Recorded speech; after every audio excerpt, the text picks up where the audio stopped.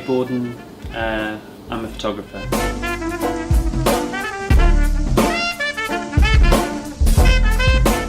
When I undertake a shoot, I try not to have any preconceived ideas.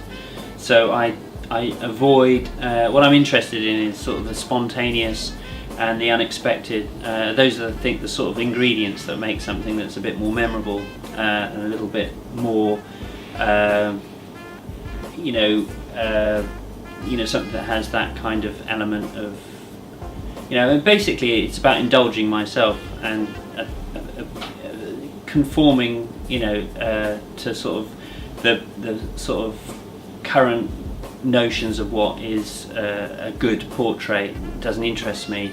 It's more about kind of producing something that kind of, as I said, was completely unexpected, an organic process. So in answer to your question, I don't have any preconceived ideas. I try and just rock up and record the relationship I have with a person on the day. So you're more likely to get something that has some integrity and some truth to it if it's a kind of process that doesn't involve subterfuge or what the picture editor wants or conforms to any lighting techniques that are currently fashionable.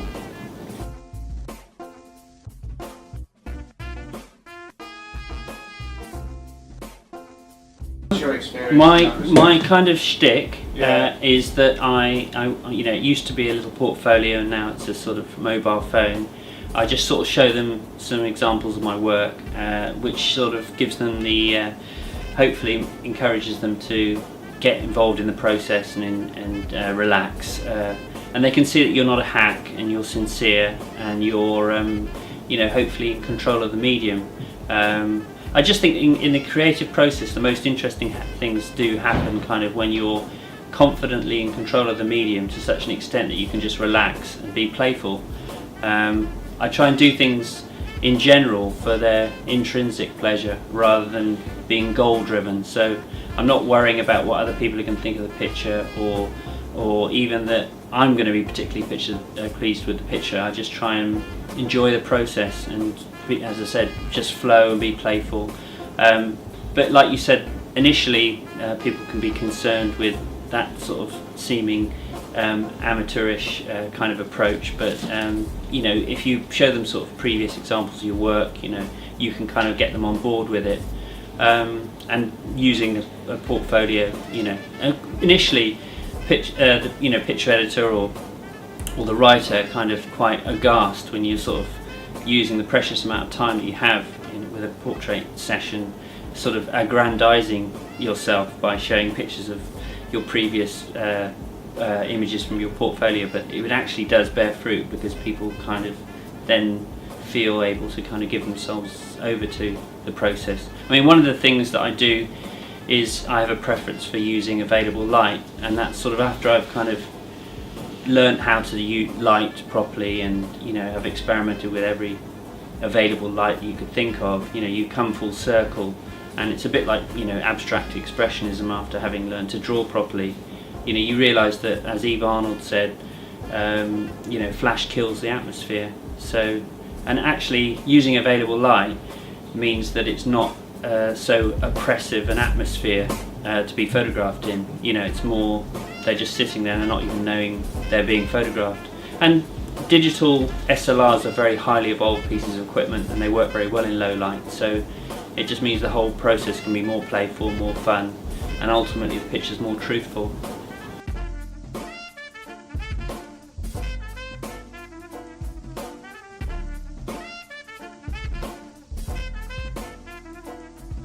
Yeah, definitely.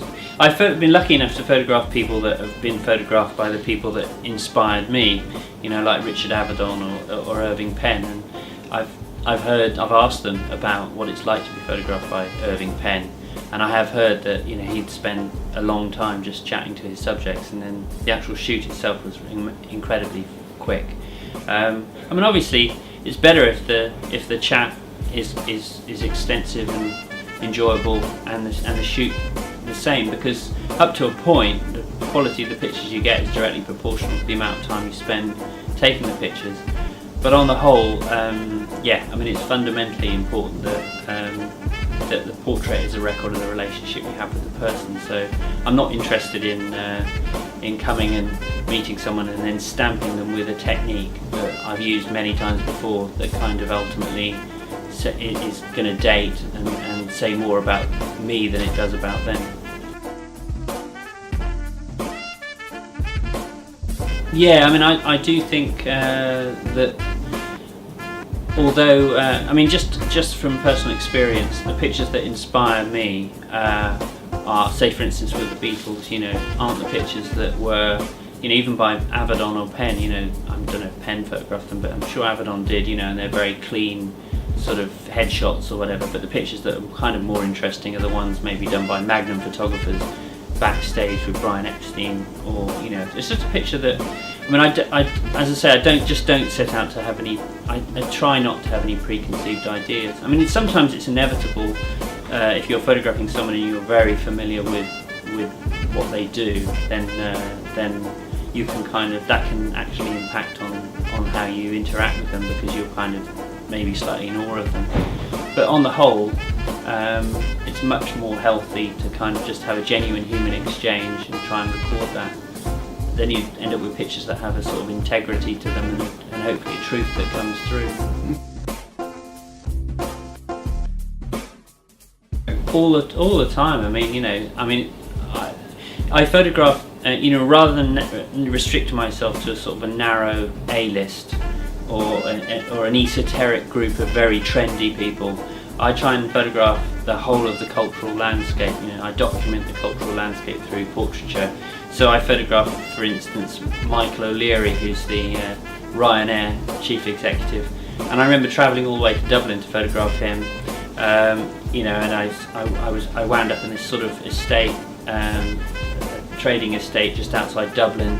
You know, it was extraordinary that a company that makes as much money as Ryanair makes, more than British Airways in profit, is run by this one guy who just is all about cutting costs. And I said to him, you know, because I just photographed Branson, and I said, you know, who claims that he got into it because he wanted to fly, and I said, you know, what was your motivation? Did you want to be a pilot or whatever? And he said, no, it's just all about the money and everything. But before that, I went in and I pulled out this little portfolio, and I went to give it to him to show him my work and everything, and he just said, what the fucking hell is this? Take the fucking pictures, you got 5 minutes. And you know, so quite often people think it's completely ludicrous that I would be wasting their time. But you know, most people who are, you know, inherently good people, you know, and I'm not saying he's a bad person, but basically, on the whole, people are kind of, they do what they do, and they're actually quite, it's a nice break from their routine to sort of get an insight into someone else's world. So, you know, for instance, I remember photographing somebody in the city, or somebody very high up and important, I can't remember who it was, for some business magazine, and it was really, really hot, and it had been hot all week, and you know, and I was sort of younger then, you know, and I was probably a bit unshaven, and you know, and didn't really make much of an effort, and you know, and I was wearing shorts, and the guy wouldn't, you know, his sort of, at the reception, they wouldn't let me in the building because I was wearing shorts, and you know, t-shirt, and I was unshaven and looked kind of a bit dishevelled. And I you know, I just said, well, I'll just photograph them out in the street then, you know. But the point is that, you know, I'm not going to go and photograph a businessman and therefore put on a suit and try and compete, you know, or fit in with the people in the city. You know, you do what you do, so it's much better to bring people into your world, and you can do that by showing them what you do, and you can say, well, you know, Roy Keane's a really, really good footballer, but you know, I always say it in a jokey way. You know, when you photograph somebody like Roy Keane, you can sort of say to them, you know, well, I really admire what you do, but I'm the Roy Keane of football, or maybe I'm not the Roy Keane of football, but you know, you kind of make that connection with them through being good at what you do. You know, they're extremely good at tackling and distributing the ball from midfield, but you know, Roy Keane probably is not that good at taking pictures, and so you know, everyone has their strengths. So I think it's much more healthy to come at things from an equal position.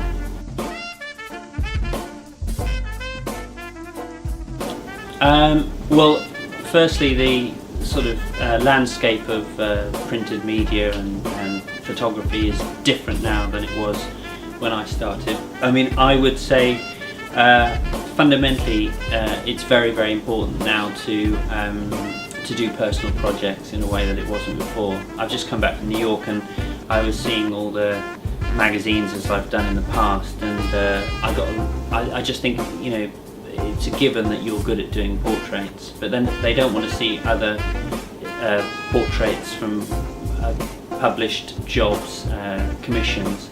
You know, they want to see something that's a little bit different. So if you've got personal projects that you sort of care about and you're passionate about, you know, something that you're constructively using your ability to do, which is outside of their kind of realm, then that's really good. And also they can kind of, you know, I had this happen to me with three of my projects. You know, people from the magazines were interested in running the pictures because you know, they're constantly looking for content. So, you know, initiate your own projects, do stuff that is genuinely. I mean, Martin Parr gave a talk, and I remember someone was bemoaning the state of the industry, and you know, was having a pity party, and then basically he sort of said to Martin Parr, "Isn't it terrible? You know, what can we do to get our work published?" And Martin Parr said, "It's simple.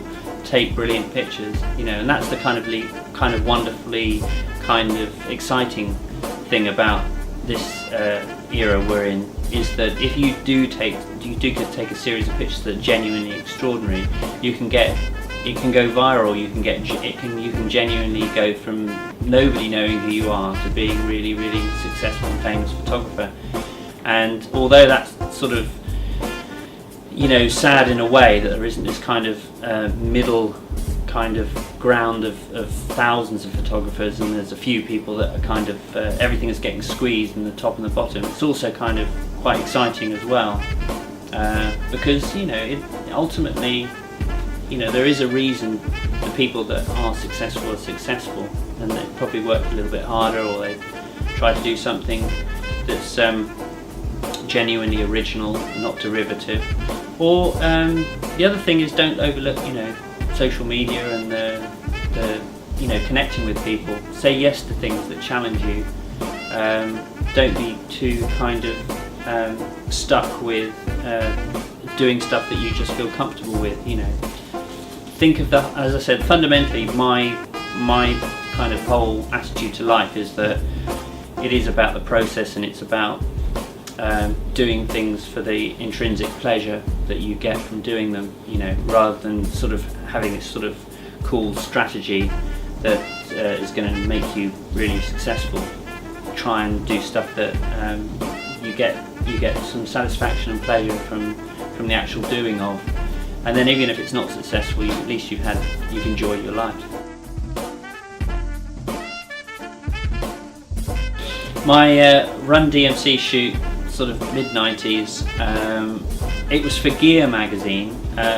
It was one of those situations where actually you were out of your comfort zone, as is the case with most sort of people in hip hop and politicians. They're kind of conflicted when you photograph them, because they don't want to be seen to be doing something as frivolous as having their picture taken or posing or whatever, but they also care about their image a great deal.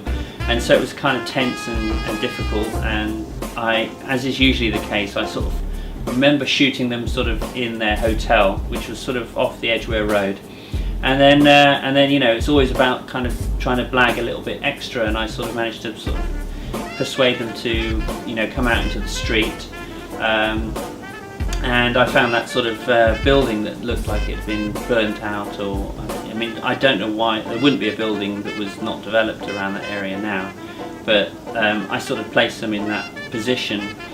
And I think there was an attractive girl behind me on the walking down the road, and you know, they were all just checking her out and making comments, and one of those frames was a genuine moment.